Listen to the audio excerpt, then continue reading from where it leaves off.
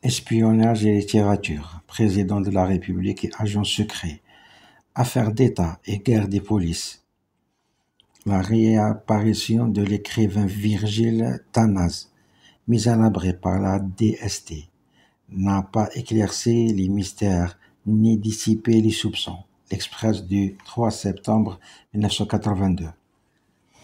Il n'y aura donc pas d'affaire Tanaz, puisque contrairement à Mehdi Ben Barka, le leader marocain du tiers-monde, dont la disparition définitive en 1966 secoua le régime et souleva la fureur de De Gaulle, le citoyen français d'origine roumaine, Virgile Tanaz, est lui en excellente santé, tout bronzé de retour, comme beaucoup d'entre nous, d'un séjour estival en Bretagne.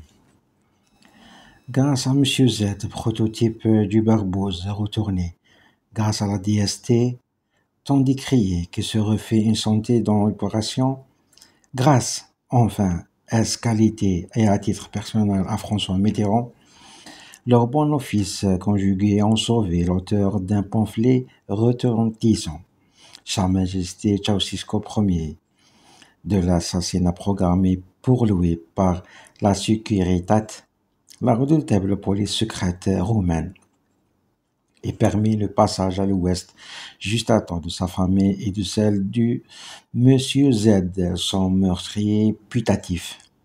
Espionnage et littérature, président de la République et agent secret, affaires d'État et guerre des polices, il ne manque vraiment aucun ingrédient. Pas même la victoire des bons et la déconfiture des méchants. La marée est presque trop belle. Le 20 mai, Virgile Tanaz émigré en France en 1977, neutralisé en 1979, pour fondeur résolu du régime de Bucarest, a prévu de rencontrer au jardin du Luxembourg quelques-uns auxquels il doit confier une traduction. On ne verra plus Tanaz jusqu'à sa rentrée fracassante le mardi 31 août, sous le feu des caméras de la télévision, dans la salle de rédaction surchauffée du mensuel Actuel. À son côté, les deux acteurs principaux du drame, Paul Goma, barbiche blanche, regard calme, célèbre écrivain roumain, auteur des Chiens de mort, qui décrivent avec un réalisme implacable les camps d'extermination de la Roumanie stalinienne. Et surtout M. Z en personne, barbe et cheveux noirs, lunettes à monture d'or, l'air de Monsieur Tout-le-Monde, indispensable à sa profession. Ce n'est pas tous les jours qu'on voit assis à sa même table un espion exécuteur transfuge et les deux hommes qu'il était de son propre aveu chargé de liquider. Elle est fascinante, l'histoire que raconte M. Z, ingénieur en apparence paisible et sans état d'âme bien établi. En France, où il était chargé, entre autres besognes, explique-t-il, de fournir à ses patrons quelques tuyaux sur les dispositifs de sécurité dans une centrale nucléaire. Un beau jour de février, M. Z, qui est très bien noté à Bucarest, se voit confier une mission qu'il trouve vraiment indigeste. Supprimer à Paris d'abord Goma et ensuite Tanaz, coupable sans contestation possible de lèse-majesté. L'ordre vient directement de Ceausescu. Dès le début, nous dit-il, elle est décidée de désobéir, donc à changer de camp. Mais il faut financer pour faire sortir du pays sa famille. Et le voilà au début du printemps de retour à Paris, muni d'un poison à faire rêver les auteurs de romans policiers. Il ne laisse pas la moindre trace au bout de 2 heures et provoque à coup sûr une crise cardiaque. Or, Paul Goma est justement cardiaque. Entre-temps, l'homme venu du froid s'étant assuré qu'il n'était pas filé. Après contact avec la DST, non sans avoir hésité durant 3 semaines pour déterminer à quel service français il allait s'adresser. L'opération Goma se déroule au cours d'un dîner-débat du Centre national des indépendants. À l'aide d'un stylo seringue, il verse discrètement le poison dans le verre de l'écrivain, en supposant qu'un collègue roumain le surveille. Un autre invité, un agent français, fait tomber maladroitement le verre empoisonné. Pas de chance, vraiment. Mais notre homme à Paris a fait ce qu'il a pu. Pour l'élimination d'euthanasie, pistolet explosif, enlèvement, peu importe les moyens. N'est-ce pas un autre Roumain illustre, Eugène Ionesco, qui a écrit la pièce Un idée pour comment s'en débarrasser. L'écrivain, pour volatiliser son épouse, jouant le jeu, s'en va déposer plainte contre X, pas contre Z, pour arrestation illégale et séquestration de personnes. Malgré cette comédie arrangée d'avance, il n'y aura pas outrage à magistrat. Le juge d'instruction saisi du dossier Jean-Louis Debré, fils de l'ancien Premier ministre, est mis tardivement au courant et entend longuement mais discrètement dans les locaux de la DST, maître d'œuvre de toute l'opération, le disparu soi-même. Celle-ci passe toutes ces semaines du 23 mai au 31 août en villégiature avec sa femme et ses deux jeunes enfants ravis de leurs longues vacances.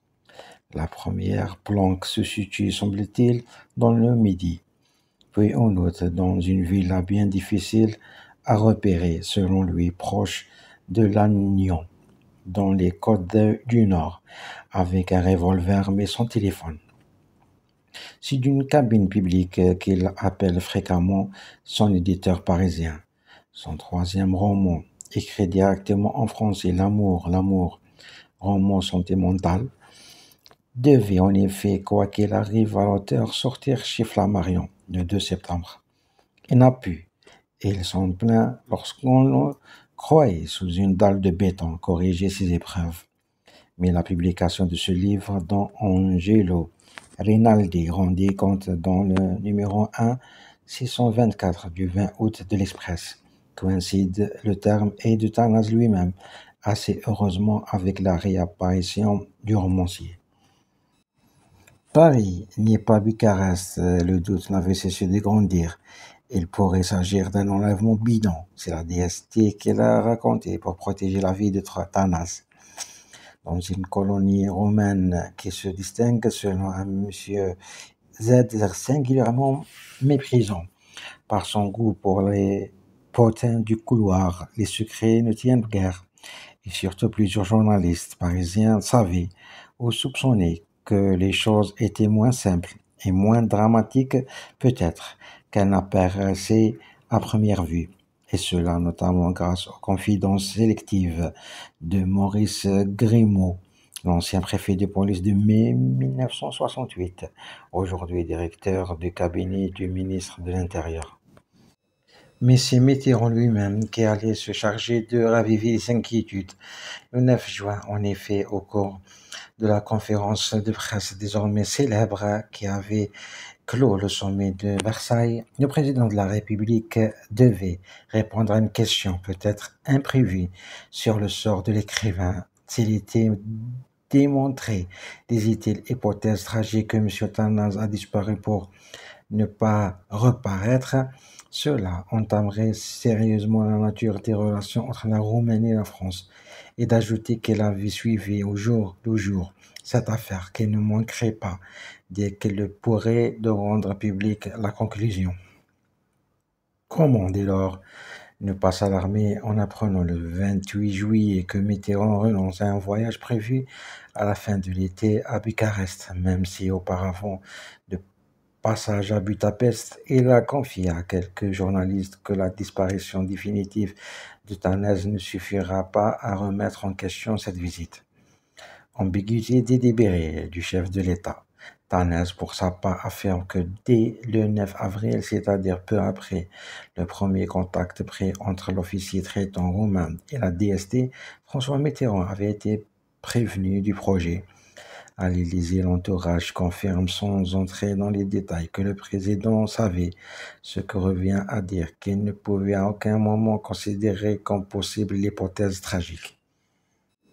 Fait à relever, la DST il y a quelques mois encore ne semblait guère en odeur de sainteté auprès de Gaston Defferre, à l'époque ministre de l'Intérieur, un DLA. Son patron Marcel Chalet a été de justesse maintenu en activité jusqu'à une prochaine retraite.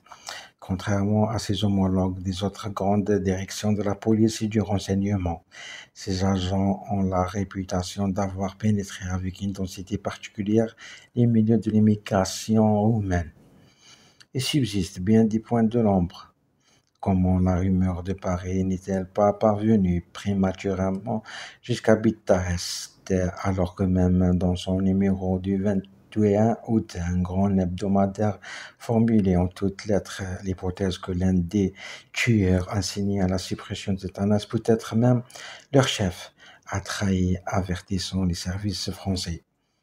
Et peut-on croire de maître espion qu'il assure que les responsables de la sécurité ont cru sur parole qu'il avait bien accompli sa macabre mission, sans rapporter le moindre bruit d'oreille, et cela après avoir déjà raté Goma. Quel impératif ont amené François Mitterrand à monter cette fois encore personnellement au créneau, à remettre en cause pour longtemps les relations avec un pays de l'Est, pourtant peu orthodoxe sur le plan international. D'autres problèmes de droits de l'homme, on veut l'espérer. Enfin, question subsidiaire.